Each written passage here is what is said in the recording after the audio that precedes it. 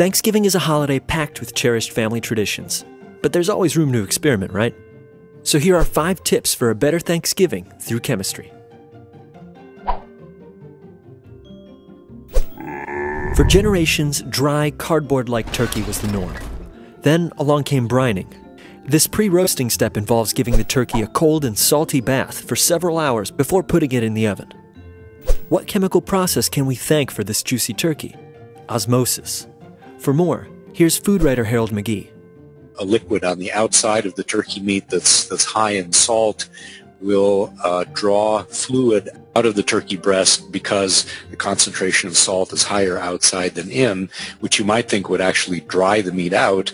And that does happen for the first few hours that the turkey is in the brine. But after a while, because the turkey is also picking up some salt, osmosis works both ways in this case. The presence of the salt in the turkey meat actually raises the water-holding capacity of the proteins inside the turkey.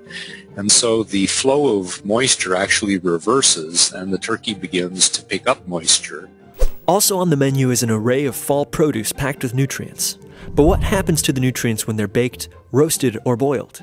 To find out, let's take the perfect turkey complement as an example: cranberries.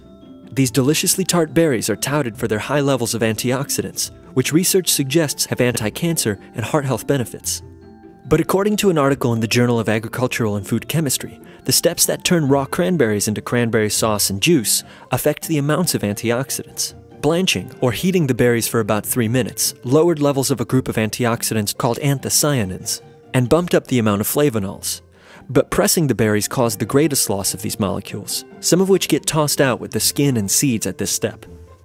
The good news is that dried or cooked, cranberries are still higher in antioxidants than many other fruits, including, say, raw blueberries. For those of you who don't eat turkey, roasted, stuffed seitan could be on the menu. The so-called wheat meat is made of gluten and has become a staple for many vegetarians. But making it at home into a texture that resembles meat is not so easy. Fortunately, seitan is sensitive to pH, so to change the texture, you can tinker with the levels of soy sauce, for example, which is acidic, or vegetable stock, which is basic. If you add seitan to the right broth, you might even be able to trick your friends into thinking that this porous meat substitute is actually meat. The taste and texture can be surprisingly similar. Now for the hidden but crucial elements that can spice up a Thanksgiving meal, like onions, cinnamon, and garlic. Research suggests that these key flavor ingredients all have potential health benefits. Onions, one of the oldest cultivated foods, contain flavonoids, which research suggests have anti-inflammatory, anti-cholesterol, and anti-cancer potential.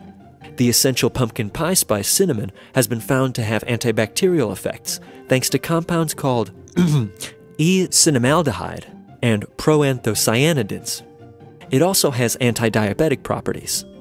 Another staple since ancient times, garlic has been shown to prevent blood cells called platelets from clumping, which can lead to cardiovascular disease. But to reap garlic's potential benefits, a study published in the Journal of Agricultural and Food Chemistry suggests it's best to crush your garlic and let it sit for 10 minutes before cooking.